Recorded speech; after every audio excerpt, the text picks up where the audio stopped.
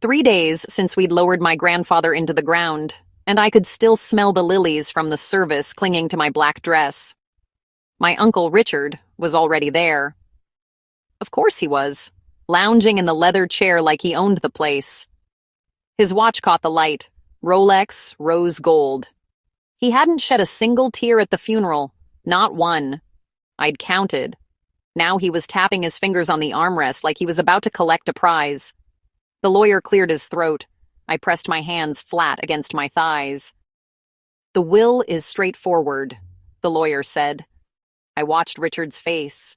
He looked smug, like he knew something I didn't, like he'd already won a game I didn't know we were playing. "Mr. Hartwell left everything to his granddaughter, the house, the land, the accounts." Richard's smirk vanished, just gone, like someone had slapped it off his face.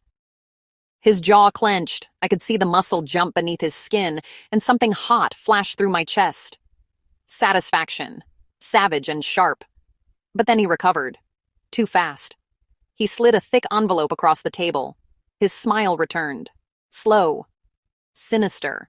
The kind of smile that made my skin crawl. Inside was another will. My hands were shaking harder now. I could barely hold the pages. Dated 3 weeks before Granddad's death. When he could barely remember my name. This will cut me out completely. Everything to Richard. The signature looked real. "You can fight it," Richard whispered, leaning close. His cologne suffocated me. "But you'll lose," he continued, his voice so soft, so reasonable, like he was doing me a favor. "Just walk away before you embarrass yourself." Embarrass myself. My face flushed hot. I could feel the heat spreading from my chest up my neck, crawling across my cheeks. My jaw clenched so hard my teeth ached, but the lawyer's silence told me he wasn't sure which document was real. My hands were shaking so badly the pages rattled, and then, just as I thought I'd lost everything, just as the room started to tilt and blur, the lawyer cleared his throat. "There's one more document." My heart stopped. He pulled out a thin envelope, sealed. He slid it across the desk toward me. Richard's face drained of color. For the first time in my entire life, I saw fear in my uncle's eyes. The envelope felt like it weighed 1,000 pounds in my hands. Richard lunged forward. "That's private property." "Addressed to her," the lawyer cut him off, steel cold. "Sealed by the deceased. She opens it." My fingers trembled as I broke the seal. Inside was a single sheet of paper. Granddad's handwriting, shaky from his final weeks. "My dearest girl, if you're reading this, Richard has already played his hand." My breath caught. He thinks I didn't see it coming. He thinks I was too sick, too weak, too confused to notice him hovering, pushing papers in front of me, talking about updates and protection. I saw everything. Richard's face had gone from pale to purple. The real will is in the office safe. The combination is the date you won your first science fair, the one I took you to when your parents couldn't be bothered. You remember? He doesn't. Don't let him take what's yours. You're stronger than he'll ever be. All my love, Granddad. That proves nothing, Richard spat. His voice cracked, actually cracked, high and desperate. An old man's confused ramblings. "The safe," I said. "Check the office safe."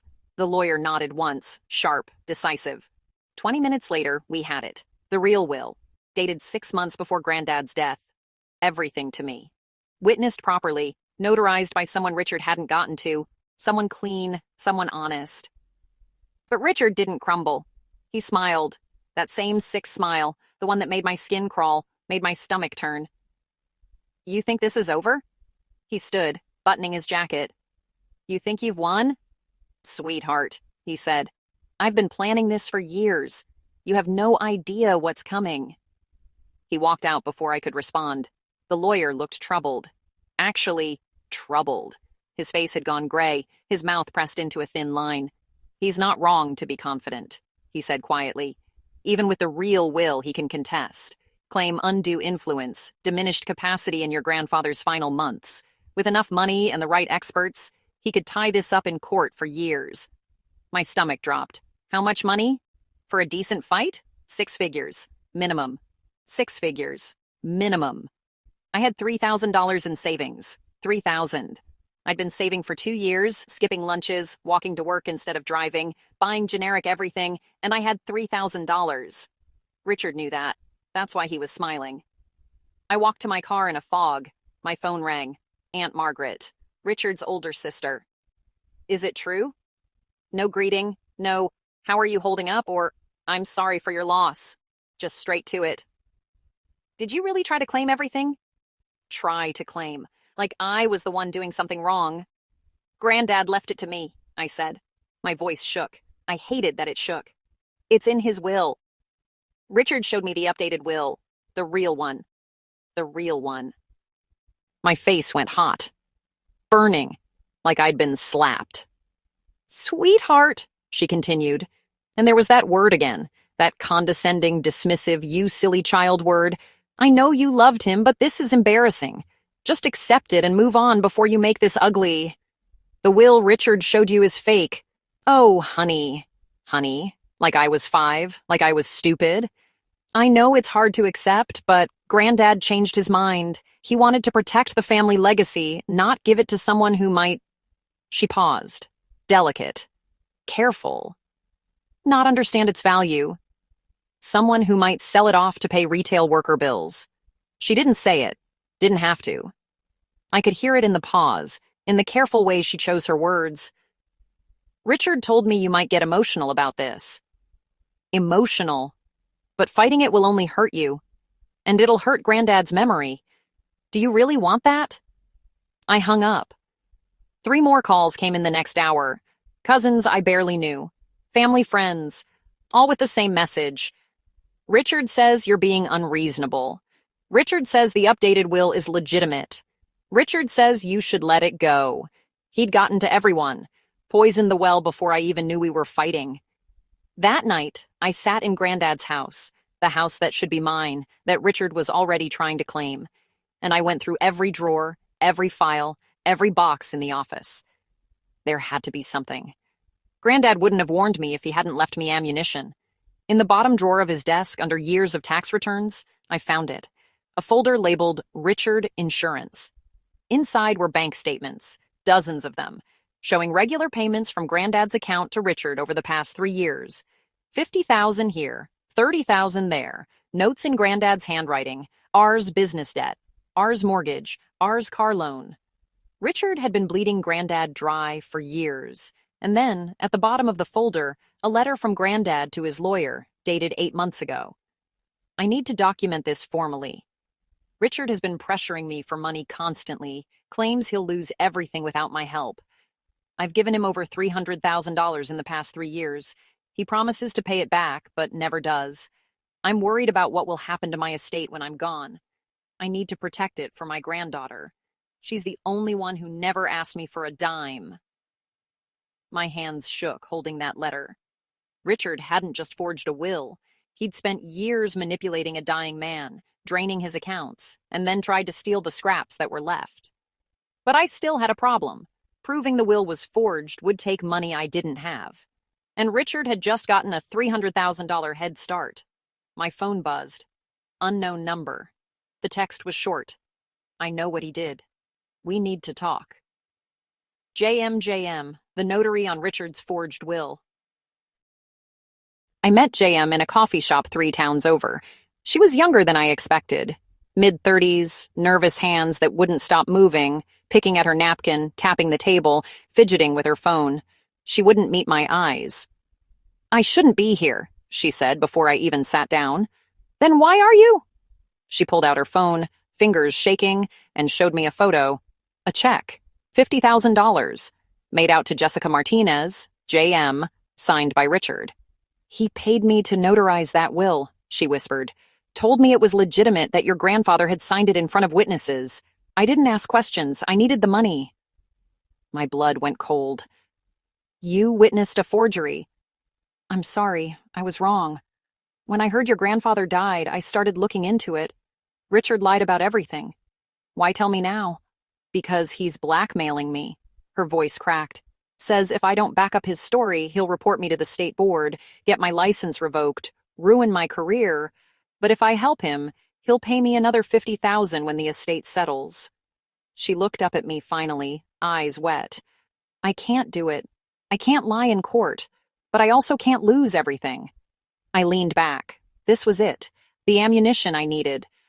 What if you didn't have to choose? What if we could bury him together? 2 days later, Richard moved into Granddad's house. I came home from work to find a moving truck in the driveway. Richard's movers carrying Granddad's furniture like they owned it. The front door had new locks. I tried my key, and it didn't work. My belongings were in garbage bags on the lawn. I called the police. The dispatcher was patient, kind, but ultimately useless. It's a civil matter, ma'am. Until the will is settled, we can't force anyone out or force anyone in. You'll need to take it up with the courts. Richard stood in the doorway, arms crossed, that smile plastered across his face. You should have taken my advice, he called out. Should have walked away when you had the chance. Now you're homeless and broke, and I'm living in the house that should have been mine all along. Neighbors were watching, some filming on their phones. My humiliation went viral in our small town by morning. Aunt Margaret called. Richard had already gotten to her, told her I'd been squatting, causing problems. She suggested I find somewhere else to stay, for everyone's sake. I hung up and screamed into my hands. But here's what Richard didn't know. I wanted him to get comfortable, wanted him to move in, spread out, start selling off Granddad's things like he already owned them, because Jessica wasn't my only contact. I'd found the other witness on Richard's forged will, a guy named Tom who worked at Richard's company. Took me 3 days of digging through LinkedIn and business registries to track him down. Tom met me in a parking garage, paranoid as hell. He told me it was legitimate, Tom said immediately. Told me the old man had already signed it, just needed witnesses for the notary. Did you see my grandfather sign it? No, but Richard said, Richard lied, and now he's committed fraud with your name attached to it. Tom went pale. I didn't know. I swear I didn't know. Then help me prove it. Tom hesitated. If I testify against him, I lose my job. He'll destroy me. If you don't, you're an accomplice to fraud. You'll lose a lot more than your job. He thought about it for exactly 10 seconds. What do you need? What I needed was a recording. Something ironclad. Something that would bury Richard so deep he'd never crawl back out. So I set a trap. I called Richard from a burner phone, voice shaking. I can't afford to fight this in court, I told him. You win. I just want to settle this quietly. Silence on the other end. Then, smart girl, finally. Can we meet? Tomorrow? I'll sign whatever you need. I just want this over. He agreed immediately. Too immediately. We met at Granddad's house. I looked broken, unwashed, exhausted, defeated. Richard looked like he'd won. I'm glad you came to your senses, he said, pouring himself Granddad's scotch. Fighting me would have ruined you. This way, you walk away with your dignity. I don't have any dignity left, I said quietly. You made sure of that. He smiled. You know, your grandfather was a brilliant man, but he was sentimental. Left everything to you because you reminded him of your grandmother. But sentiment doesn't build legacies. I do. You forged that will. Prove it. He leaned forward. Oh, wait, you can't, because I made sure every detail was perfect. My heart pounded. Keep going. Keep talking. How did you even get his signature to look real? Richard laughed. You think that's the first time I've had to practice Dad's handwriting? I've been signing his name on checks for 2 years. He was too sick to notice, too trusting to care. There it was. And the notary? 50,000 buys a lot of cooperation. He swirled his glass. Another 50 when this settles keeps her quiet forever. I stood up slowly, pulled the recording device from my pocket and set it on the table between us. Richard's face drained of color. Every word, I said. The forgery, the bribery, the fraud, all of it. He lunged for the recorder. I was faster. Touch me, and I'll add assault to the charges, I said, stepping back. You're done, Richard. It's over. His face twisted into something ugly, something desperate. You have no idea who you're dealing with. No, I cut him off. You have no idea who you're dealing with. Granddad knew. That's why he left everything to me, because I'm the only one who could beat you. I walked out of that house with the recording in my hand and Richard's screaming threats echoing behind me. My hands didn't start shaking until I got to my car. Then they shook so badly I couldn't get the key in the ignition.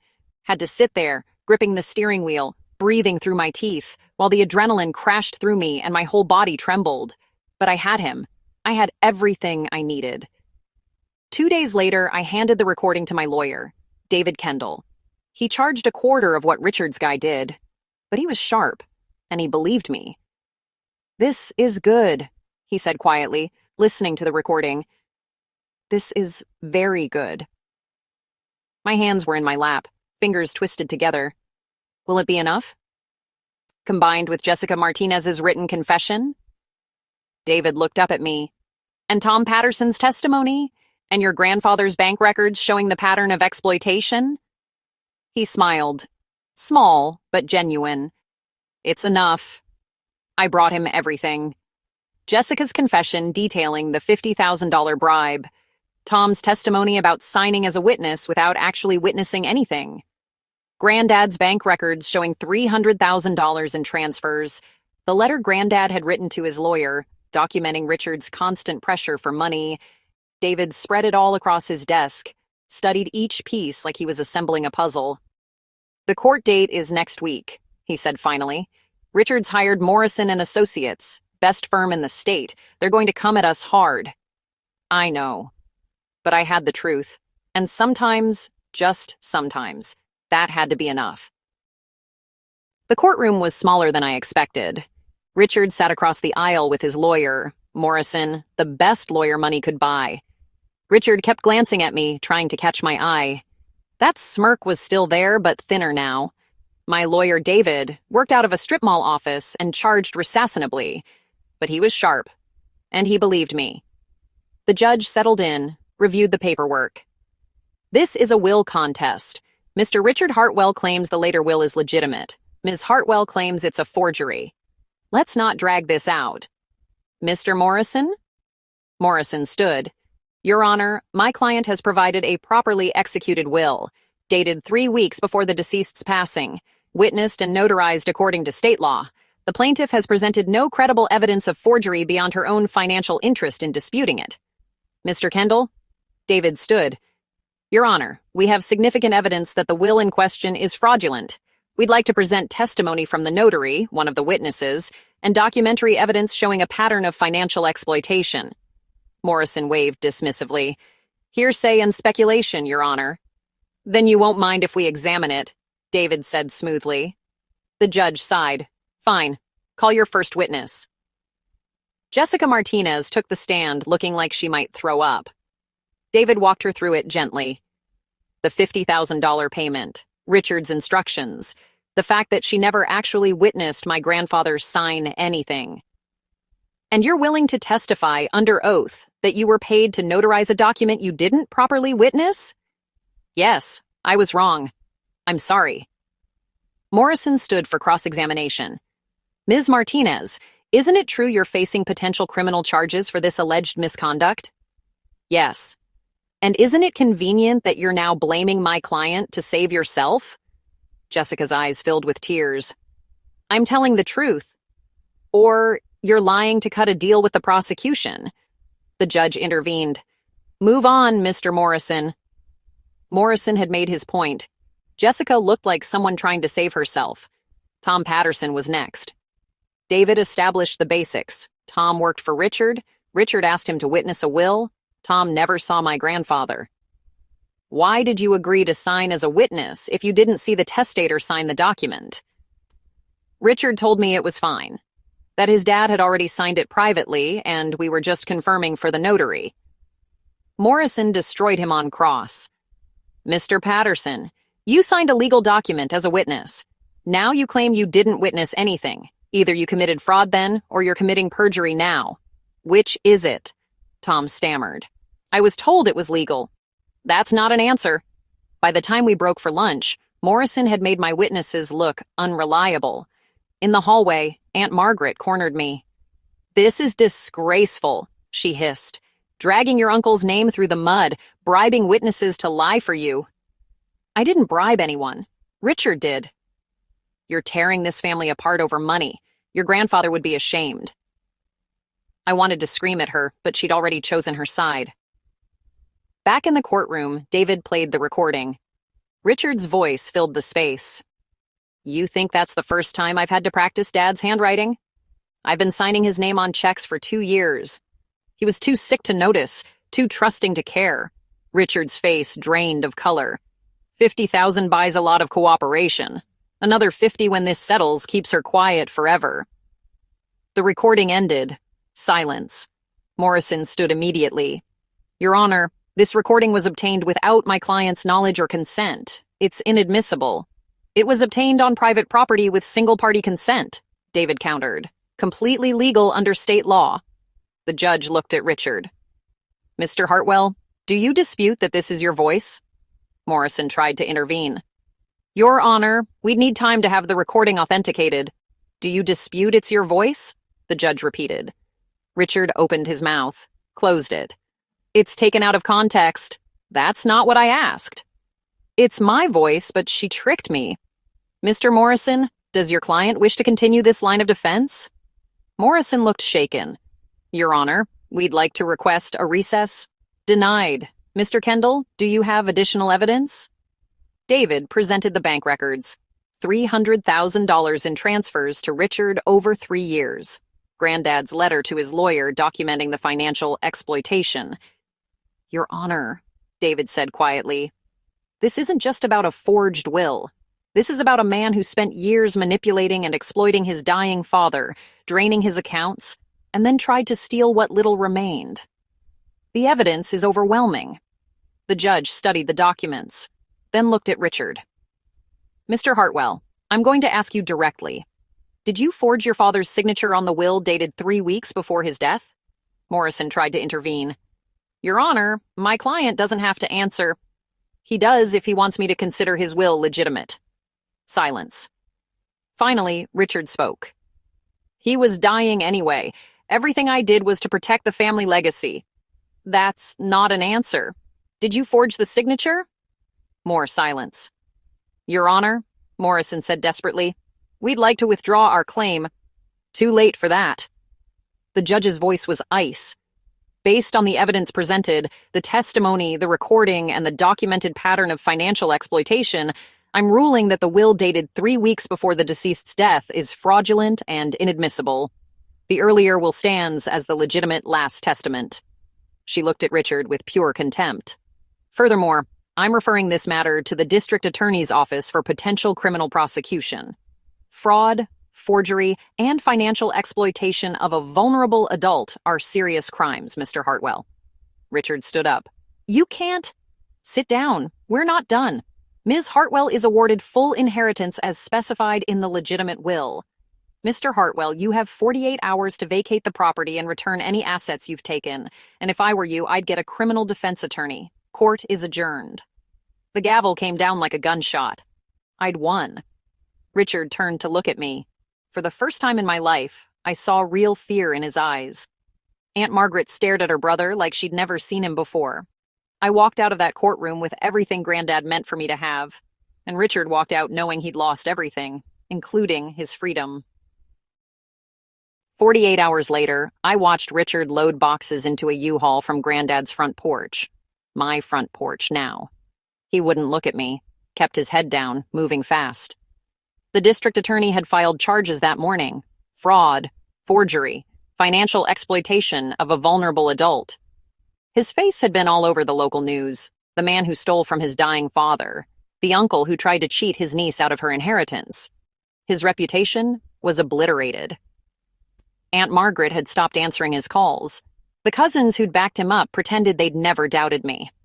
Suddenly, everyone remembered how much Granddad loved me, how Richard had always been difficult, how they'd had concerns all along. I didn't want their apologies, didn't need them. Richard carried out the last box and set it on the porch. You got what you wanted, he said. His eyes were hollow, red-rimmed. Don't gloat. I got what Granddad wanted me to have, I said. There's a difference. He would have wanted me to have something. I'm his son. You had something. $300,000 over 3 years. You bled him dry while he was dying. And then you tried to steal the rest. Richard's jaw clenched. I needed that money. My business was failing. My marriage was falling apart. So you stole from your father. I didn't steal. He gave it to me because you manipulated him. Because you knew he was too sick and too trusting to say no. Richard looked away. You think you've won, he said quietly, but this house, this inheritance, it's going to eat you alive. The property taxes alone will bankrupt you. The maintenance, the utilities, keeping this place running, you have no idea what you're in for. Then I'll figure it out. That's what Granddad trusted me to do. He trusted you because you never asked for anything. But maintaining his legacy? That takes money. That takes sacrifice. You'll be selling it off piece by piece within a year. Is that what you would have done? Richard didn't answer. He got in the U-Haul and drove away. I watched until he disappeared around the corner, then walked back into the house and locked the door behind me. 3 months later, Richard's trial started. I didn't go. Didn't need to see him in handcuffs or listen to him make excuses.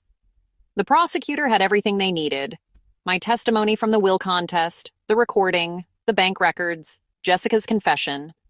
He took a plea deal, 5 years probation, restitution of the $300,000 he'd taken, community service, permanent criminal record.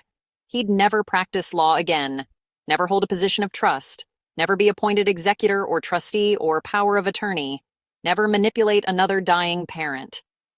Aunt Margaret called once to tell me I'd destroyed her brother's life. I told her Richard destroyed his own life the moment he decided to forge that will. She hung up. I never heard from her again. But here's the thing nobody expected. I didn't sell the house, didn't parcel off the land or auction Granddad's things to pay the bills. I found ways to make it work. The house wasn't eating me alive. I was bringing it back to life. Richard had been so confident, so sure I'd fail, that I'd sell everything within a year just like he predicted. He was wrong about that, just like he was wrong about everything else. Granddad knew what he was doing when he left this to me. He knew I wouldn't waste it or squander it or use it to prop up my ego. He knew I'd fight for it. And I did. Richard thought he could outsmart me, thought he could manipulate and forge and bribe his way into an inheritance that was never his. Thought I was just the quiet granddaughter who worked retail and didn't know any better. But Granddad knew the truth. I was always the smartest person in the room. I was just quiet about it. Until I wasn't.